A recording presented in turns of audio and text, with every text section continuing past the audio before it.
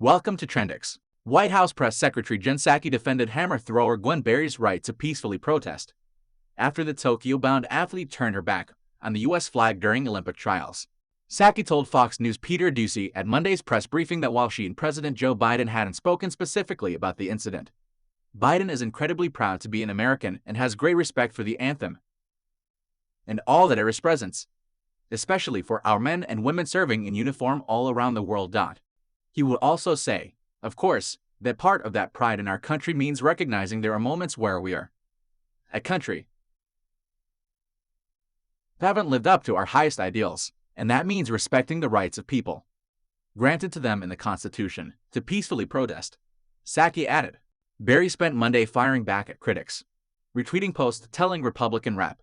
Dan Crenshaw to kiss ***, and another in which the former GOP governor of Wisconsin, Scott Walker, is portrayed as a member of the Ku Klux Klan. Berry, 31, was on the podium at the trials in Oregon on Saturday when the anthem started playing.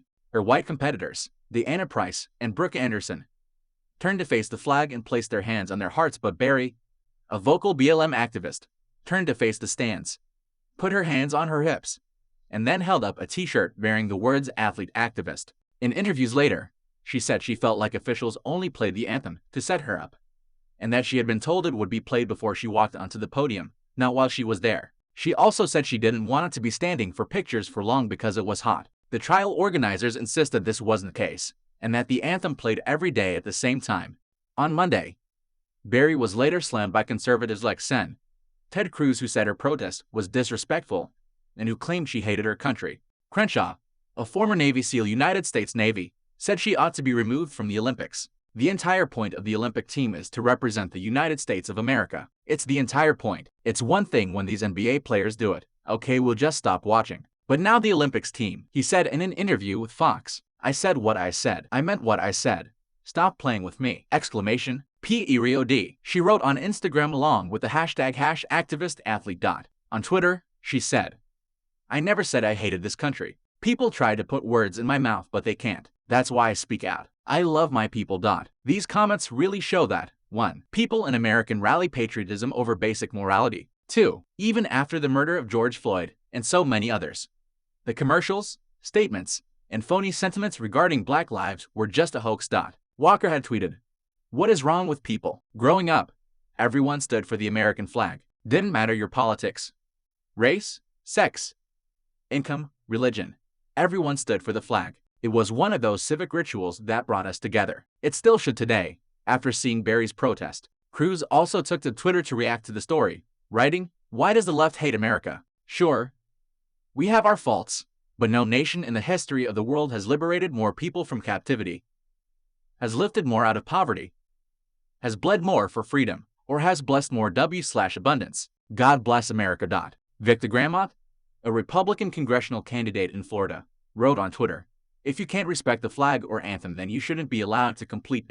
Opinion writer Josh Jordan mocked Berry's claim that she was tricked into standing on the podium for when the anthem was played. Yes, the U.S. Olympics Committee spent their time meticulously planning to make sure that the national anthem was played at the exact moment she was on the podium because everyone knows the Olympics is all about checks. Tweet Gwen Berry. He wrote sarcastically. Journalist David Steinberg suggested a different athlete be sent in Berry's place. Send the fourth-place finisher, he wrote. Gwen Berry has a world of options if she doesn't want to compete under our flag. Not a penny of taxpayer money should fund her campaign to make Americans hate each other. Speaking on Fox News, wrestler Tyrus Murdoch said, we've had some issues in this country, especially as a black man. When I go to Tommy Smith, John Carlos, Jesse Owens, who they had issues, they fought. They wanted dignity, but they also wanted a seat at the table. They wanted to show how much they love their country, how much they belong, and human rights issues, and they fought for it. This isn't it. Even if we're taking a knee on the baseball game, I have no problem with a professional athlete being a citizen, taking a respectful knee during the flag if that's what you choose to do while still honoring the flag. I have no issue. But why are you even competing in the Olympics if you hate the flag and the country so much?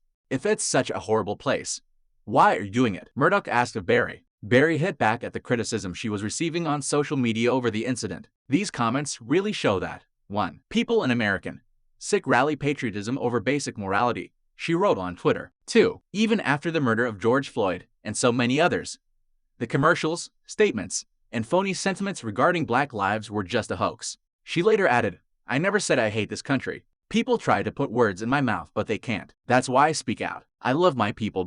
I feel like it was a setup, and they did it on purpose," Berry said earlier, who finished third to make her second U.S. Olympic team. Berry previously protested during competition against racism, most recently raising a fist at the trials on Thursday, and said that she felt insulted by the Star-Spangled Banner playing as she took the podium. Critics called Berry's protest unpatriotic and told her to leave the country if she didn't like it.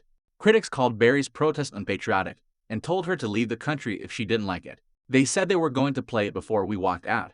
Then they played it when we were out there, Berry said. "But I don't really want to talk about the anthem because that's not important. The anthem doesn't speak for me. It never has. USA Track and Field said the anthem was played once every day, the trials according to a published schedule. Saturday's schedule listed the time for the anthem as 5:20 p.m., though it began at around 5:25 p.m. Berry was suspended for 12 months by the U.S. Olympic and Paralympic Committee, used up for a raised fist at the 2019 Pan American Games, but did so again before Thursday's qualifying round as part of her quest for social change. The USOP in March reversed its stance and said that athletes competing in the U.S. Olympic trials can protest, including kneeling or raising a clenched fist on the podium or at the start line during the national anthem. Berry has promised to use her position to keep raising awareness about social injustices in her home country. Last June, Berry demanded a letter of apology from USOP for sanctioning her over her 2019 Pan American Games protest, and then revised her demand to ask for a public apology from USOP CEO Sarah Hirshland. Hirshland met the demand and issued a statement after meeting with Berry privately. Now, Berry will be heading to her second Olympics, and on Saturday she saw what it will take to earn a spot on the podium in Tokyo. The Enterprise won the trials with a throw of 263 feet, 6 inches, which was nearly 7 feet longer than Berry's throw. Brooke Anderson took second place, who became only the second woman in history to crack 80 meters, said she had no problem sharing the stage with Berry. The women's hammer throw starts August 1 in Tokyo. Athletes will be allowed to protest at next year's Tokyo Games without facing any form of punishment. The decision is a response to a set of recommendations from USOP, athlete group that seeks changes to the much-maligned Rule 50 of the IOC Olympic Charter, which prohibits inside-the-lines protests at the Games.